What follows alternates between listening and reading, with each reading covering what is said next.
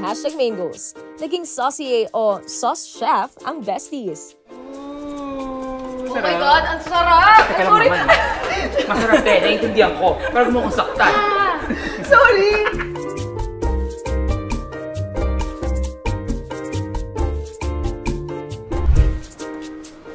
Mark Bobby. I want pancet, Mark Bobby. Hi, Mark. Thank you, Mark. Thank you, Mark. Thank you, Ma. Oh my God. Please enjoy. We will. Thank you. Thank you, Mark. Grabe naman ito. Grabe yung presentation. O yung plating. Tapos may height, ha? Kita nyo. Importante yan, di ba? Ano ba? O, hindi ko pa kinakain to, di ba? Pero mukhang masarap talaga. Tignan mo na. Correct. Tikman na natin. Grabe. Presentation pa lang nito. Presentation pa lang talagang parang bongga na sa mata. Totoo. Grabe! Panalong lasa, mga besties! Oh! True! Kaya mga kaming goals, nandyan pala kayo. Grabe. Alam nyo, day 3 of 5 na ng ating chef goals. Siyempre, nandun muna tayo sa Magsaysay Center for Hospitality and Culinary Arts or MICA. Mga besties, alam niyo ba? Sabi ni Chef, marami pa daw siyang ituturo sa atin. Si Chef Marlon? Oo! Ay, di ba nakasalubong natin kanina? Uwi na daw siya. Ano siya ngayon? Oh, pauwi na daw ah. Hindi, may ituturo pa siya sa atin. Sa bahay nila. Oo! Tara na. Ay, Ay, hindi. Sige, tara. tara na? Sa bahay nila, sabi mo. May tuturo pa siya eh. Hindi, sa kitchen. Sa kitchen ng bahay nila. Oo! Okay. Hindi. Asa ka Ano naman yung yun? gulo mong kausap? Pumunta na tayo sa kitchen. Mark Bobby, palista lang to ah. Mark, thank you ah. Ano to? Tugo na lang. Tugo makipalo. Thank you.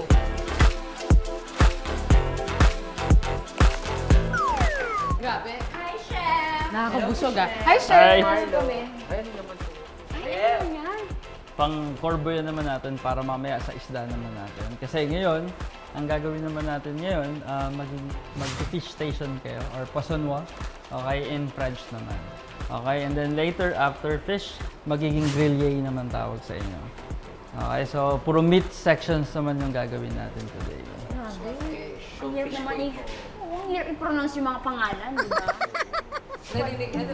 Ano yung mga narinig ko, mga hirap? Ano to? Ano to sa fish station? Crochet. Crochet. Ano nga yung... Poisonnois. Crochet. Crochet. Crochet. Poisonnois. Crochet. Sa isa po, Chef, ano yun? Isa yung grillé. Grill. Crochet-noir grillé. Wow! Ano din ako na na? So, chef, isda na po tayo. Isda na tayo. So ngayon, tuturuan ko na kayo mag-debone naman ng fish. Dibong. Ay, magaling ka dyan sa pagdidibong. So malamang si Chichi yung magdi-debone sa Siya po atin. talaga. So mamaya may mag-a-assign din ako magluluto. So sino ang pwede magluto sa inyo? At ang plating natin mamaya ay si... Siyempre kayo, chef. Ikaw supervise. Ikaw, taga-tikim.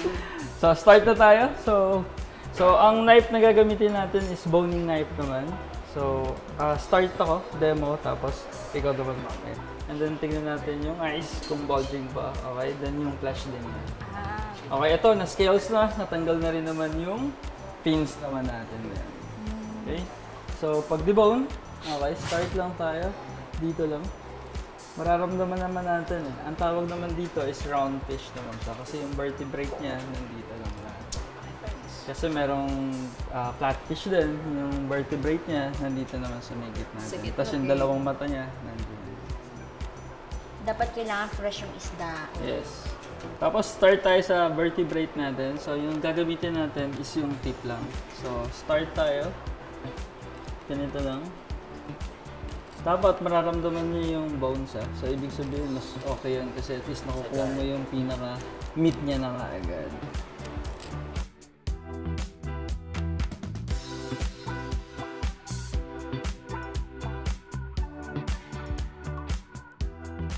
So tignan niyo to.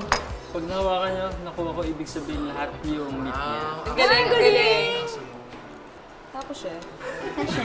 Yung hot yung ina. Ang galing, Ayan chef. na, finita siya.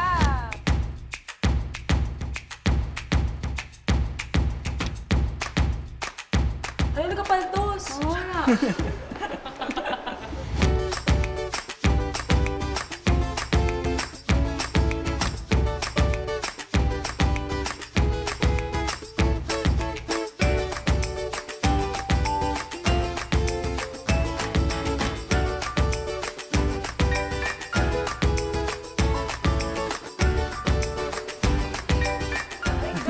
Grabe, pakikompare compare, guys. Yung gawa ni Chef tsaka gawa ni Chichi. So, Sabi dapat ko sa pag inyo nagano eh. tayo, malinis kasi malinis. nakuha na yung ano. Sabi ko sa inyo, sanay talaga ako sa bangus, best. Okay, so ngayon naman, lulutuin naman natin yung ating seafood naman natin. So, pagluto natin ngayon, meron tayong dalawang klase, ipopoach natin. Sa poaching natin, gumamit tayo ng corbeillon. Ibig sabihin ng corbeillon, para siyang stock din.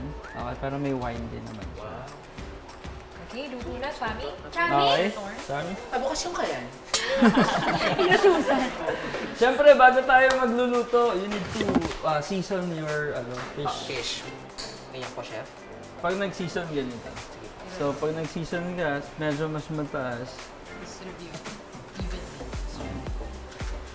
Okay? Ito na rin, chef. Ganun pala yun. Yan, ha? Pag ako naglalagay kasi ng asin, ginagawin ko, iniimas ko pa sa kaan. Oo, may ganun talaga yun. Diba? Nilinis Sa talaga. isda? And then, kung gusto nyo ng extra flavor, pwede tayo maglagay ng mga herbs or lemon juice. Okay, pwedeng squeeze ka lang, at least may lasa na siya. Here. Okay, so yung isa, pwede natin i-poach natin dito. Ano mo mas maganda i-poach? Itong maganda, itong hindi mo. Hoy, Yung gumawa. what- Yung gumawa, i-poach kita. Ito po, coach na. Dito po. Sure, yeah. Ay, shit! Chef! Lagi mo tandaan. Pag sinabi naman poaching liquid, dapat yung liquid niya, hindi siya kumukulo dapat. Pero warm lang dapat yung ano niya. Kasi pag pinakulo natin siya, simmering na siya, mawawarak na yung Makakalas fish na natin. Yeah. Ang gano'n po katagal pag pinipoach ko? Siguro this one, take siguro mga 10 minutes lang. Lagay lang din natin siya dun sa isang side lang. Sorry, excuse me. Ito po, okay lang po. Parang nagugutom na ako. Kaya nga eh. Pwede mo ano ulit ng lemon. Ito naman Lemon? ano natin. Lemon.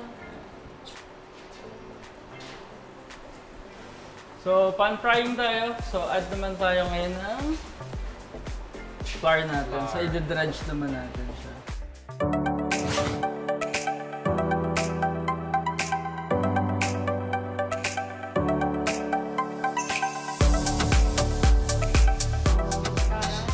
Chef na chef ah. Kung arte naman na natin, True. nag-chef na. Tapos skin. Skin po muna. Kahit anong patok na pa. Isang skin muna yung nasa bottom. Pwede yung dalawahin na po. Not sure. Sure. Try niya, tatlo eh. Then press lang natin para at least sa plato natin. Saan-dahan lang. Dapat pa naglalagay kayo, away ka lang. Away. Hindi palagi dun sa ano natin. Sa direction ko. Oh, yeah.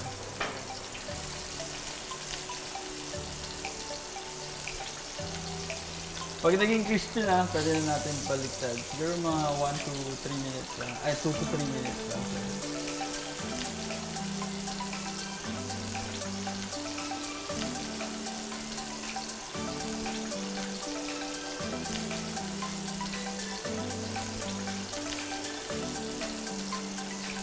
Nag-add ako ng ating vegetable natin para at least may color yung plato natin. Thank you, Chef. Thank you, thank you.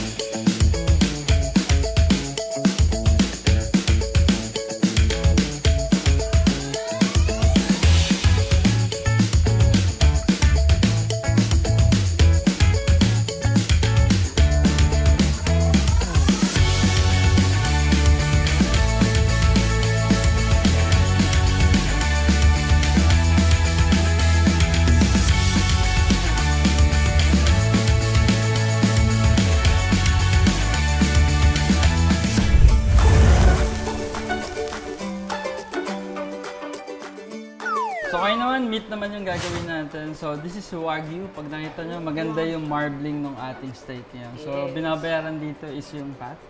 Okay, so ito is Shimofuku na Wagyu naman yung ginamit natin na sirloin. So, we need to season lang katulad nung ginawa natin sa fish. So, season it well lang. Okay? So, Ilalagay po dito pag sinison? yes.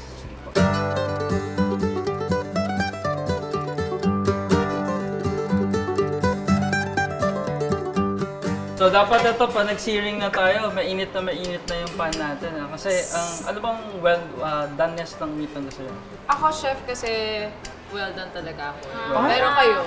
Ako medium well. Medium well din ako. Wala sa inyong nag-rare, medium rare. Medium. Kayo, Derek, anong preferred yung done? Medium rare. O kaya rare hanggang. Ay, talaga? Ito na pala sa inyo eh, chef. Oh. Ayan, tawag naman, di ba, minsan yung pinaka, blue naman. Narinig ko na yung blue. Blue? Yeah. Hindi pa, chef. Ano yun? Mas pa sa rare, as in pag kinat mo, parang rare na As in talaga. talaga pagkatay ng baka, diretso Tubo na. na, may dugo. Yung mga European, nahilig sa ganun. Farm to table din, ha? Yeah. Medium rare, siguro yung ganyan kanipes, mga 2 minutes lang per side lang. Ako medium rare. So, mabilis lang pala, 2 minutes. Depende sa doneness. Kung medium rare. Kung well done. Well done. Sakto, hindi naman super tagal din. Mga ilang minutes, chef? Pag well done, siguro yan, mga 4 minutes, okay na siya. Gawa tayo ng medium rare, medium, Tapos ito rin po. Ito naman po.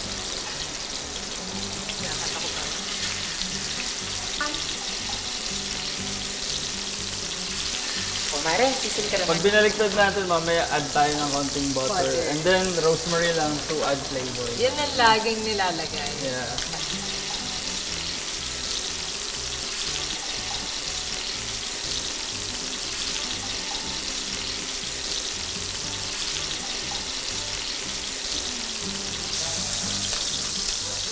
Ito medium. Dito kasi yung doneness, minsan pwede touch feels lang makikimara na natin. Eh, kinuwento ko nga sa kanila sa film sa dito eh. Yeah. Dito, makita nyo naman dito. Ito, pag ito ka lambot niya, rare naman ito. Tapos ito, medium rare, well done, and then medium well.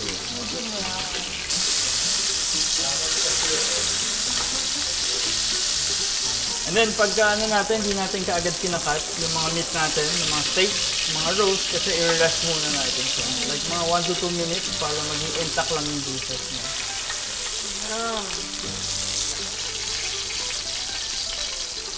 Sarap. Okay, so ngayon na, luto na yung ating steak natin. So, ipaplata na natin siya. Meron akong dalawang prepare para sa isang chili steak natin. And then, meron tayong Japanese sando steak sandwich natin. Mahilig ba kayo sa mustard? No. Let's see. Yeah!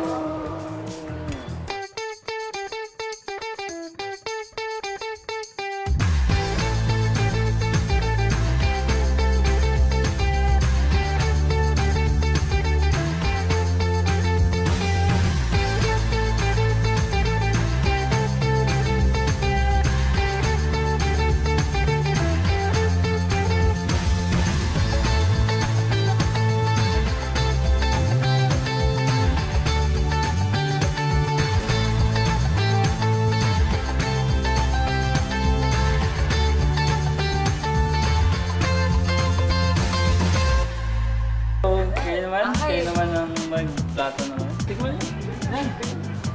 Go, go, go, go, go. Totoo ko kayo ng wala. Sarap. Sarap! Mare, may pusilyo. Itim sa tatlo. Kainin ko na. Ay, medium one. Ito Mare, ito mo na ito. Ito mo na ito. Tatlo. Ito may steak. Kami naman siya. Sarap.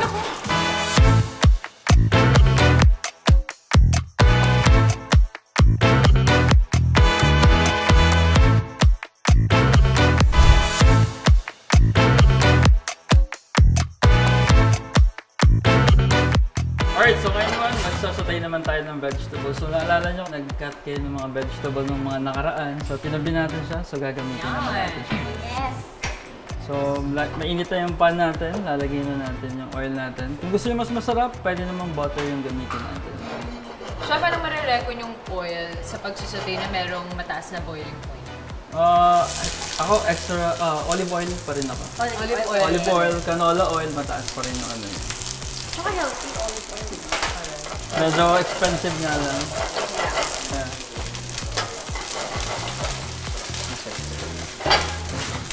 Okay, pag sauteing naman, medyo mainit naman yung pan niya, kaya okay lang yan. Then, season lang natin salt. Bango? Nabunsulak. Ay, ang bango! Ang bango, chef. Bakla. Tapos yung mga vegetable natin, medyo matigas to, pinablanch ko na para at least pantay-pantay yung luto lang. Chef. Teka lang.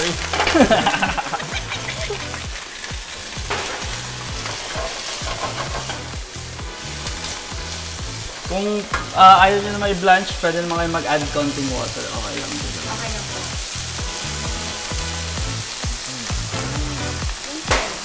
Hiwa ng carrots. Ay, sa akin, hindi ganyan.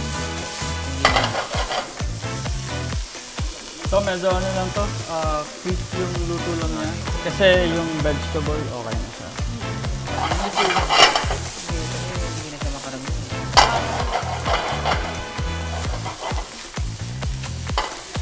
And then bell pepper na. Okay. Yan. Mas makaside siya.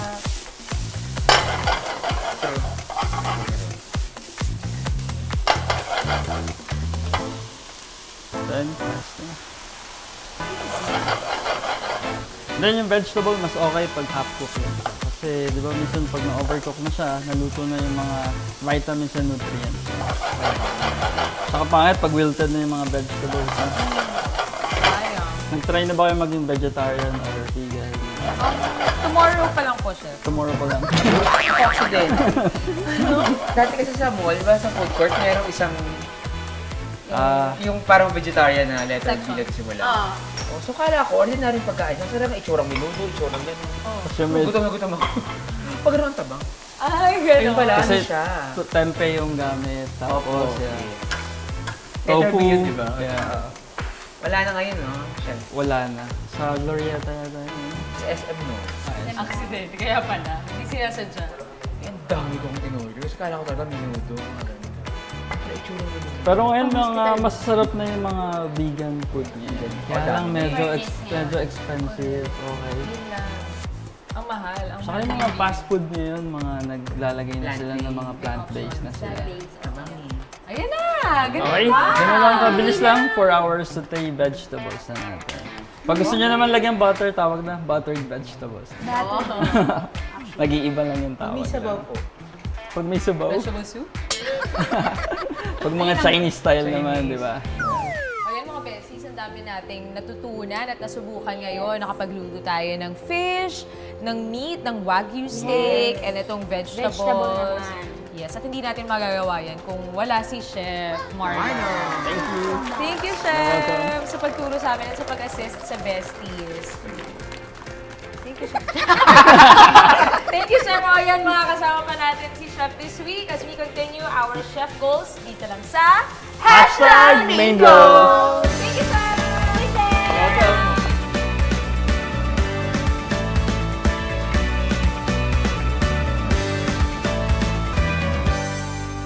Besties! Yes, besties. Kamusta ang experience nyo? 3 days pa lang tayo dito sa kitchen. Ang dami nyo nang na-experience, na nalaman at natutunan. Ano yung Correct. pinaka-tumatak sa inyo? Ako talaga ang dami ko natutunan. Isa-isayin mo nga? Wow. Hindi talaga. Kasi, di ba, first time ko makarating sa mga ito yung talagang high-end na kitchen, di ba? Siyempre, ako nagluluto naman ako sa bahay, pero hindi gaano na alam kung ano ba yung proper na paghiwa, di ba? Nalaman ko na talagang paano maghiwa ng properly, di ba? So, ayun, bongga ni Chef. Na-appreciate ko yung kanyang effort sa pagtuturo sa atin na alam mo yung ang tiyaga niya. True. Diba? At saka sana maging malinis pa lalo sa kitchen. Simula bago ka magluto at magtapos ng luto, dapat kailangan pala malinis. Oo naman. Diba? So yun ako natutunan. Kasi minsan pag nagluluto ako sa bahay, tambak ko muna yan, mamaya ako na hugasan. So dapat kailangan, linisin mo na after mo magluto. Dapat kailangan, cleanliness is very important. Inuuna mo pa kasi yung story bago maghugas. Oo. So, i-prepare mo na lahat. Di ba tinuro nga sa atin Mise en Place? Siyempre natuto din ako yung paano yung proper way na sa pag-design ng sauce sa plate. Di ba? Nag-enjoy din ako doon. At especially, ang pinaka na-enjoy ako, yung kumain ng Wagyu steak. Di ba? Para lahat naman tayo doon, di ba? Di ba? So, ayun. Tsaka yung proper way din kung paano gumamit ng kutsilyo. Yeah. Di ba? Yun, I mean, kahit pa paano, ang dami ko natutunan. Kayo? Ako nasabi ng chichinyo sa Wagyu. Hindi. Oo, natuwa ako kasi hindi ako talaga nagluluto. Tsaka first time ko nakahiwa ng onions. Promise. Swear, yung ganun. As in, yung ganun, hindi talaga Oo, ako ikaw ba naghiwa. gano'n ka ba maghiwa ng onion? Di ba hindi rin? Hindi. Iba din. Oh, first time ko pero ang tingin ko parang wow, masterpiece. Hindi kasi nga hindi ako talaga makusinang tao. Makain ako sa kusina, pero hindi ako nagluluto. Sa kusina, hindi sa restaurant. Talaga ba? Lately. Hindi, pero isa talaga yung dati, hindi talaga ako yung mother ko talaga yung nasa kusina tsaka father ko. Tapos kami, kumakain talaga kami ng ate ko. Tigahugas kami ng pinggan. Yung nakatoka sa amin na trabaho. Pero nakakatuwa kasi nga, parang naturuan tayo ni Sir Marlon, talagang professional chef, di ba? Na hindi lang basta hobby lang magluto, kundi talagang pinag-aralan niya ito lahat. So nakakatuwa, na nakaka-inspire din na parang gusto ko rin matuto magluto dahil sa na-experience ko na parang kaya naman pala. Di ba? Kasi minsan naunahan na ako ng, kaya to. Parang makakatamad. Pero nung kayo nang pinakita ni Chef Marlon, parang kaya naman pala. Imbis na restaurant, wala akong pera. Gusto ko lang. At least, marunong ako, matutong ako magluto sa sarili ko. Tapos, from the expert pa yung aking natutunan. Bit basic. Yes, saka syempre na-enjoy ko yung plating. Kahit wala namang ka-enjoy sa look ng plating ko. Yung Wagyu, na-enjoy ko kasi sarap. Sarap kumain. Oo. Masarap kumain, tsaka masarap i-share sa production. Correct. Hindi na lahat, di ba? At ikaw, ang aming phenomenal. Correct. Hindi ako naman. Super na-happy ako makabalik sa kitchen after Yes. 7 years. Wow. Kasi yung last kong luto and hawak ng knife, mga 7 years ago, bago ako mag-showbiz. So, super excited talaga ako and looking forward ako dito sa week natin na to, na makabalik sa professional kitchen, makahawak ng professional knife, magawa yung mga ginagawa ko before, na dinaanan natin lahat. So, yun lang naman. Super na-enjoy ko talaga ang lahat and happy ako na na-experience nyo din. And especially you na mahilig kang magluto kasi. So, happy ako for you na nalaman mo yung like proper ways of cutting and kahit yung mismo paghawak lang ng Kutsilyo. So, sana naging informative din yung na-feature namin itong 3 days sa inyo. Like, I'm sure maraming mga kamingos tayo na mahilig magluto, pero siguro meron silang ibang parts na clueless sila kung paano ba gawin to, paano ba i-execute yung mga ganito. And sana napakita namin sa inyo. Yun. And dami pa natin gagawin kasi 3rd day pa lang tayo. So, meron pa tayo natitira ng 3rd day pa days. lang. Correct. Meron pa tayong 2 days and we still have 1 day to prepare for our trade test. So, good luck. And ako talaga, sana na ma-enjoy nyo yung buong experience ngayong buong linggo. Yes, so samahan niyo ulit kayo bukas as we continue to work on the chef's table, English, Pak. True! That's why, see you again tomorrow dito lang sa #Mingos! Sinong tatanggi sa desserts? Meron ba? Siyempre wala. Kaya gagawa tayo bukas ng masasarap na sweets dahil as bakeries naman tayo dito sa #Mingos. Pupunta pa lang tayo sa exciting part. Dadaanan na natin ngayon dahil ngayon sa pastry naman tayo. Mag-bake tayo today! Oh, baking na tayo. Chef, sabi niyo po European way po yung ganito. Paano naman po yung Mandaluyong way? Cherise,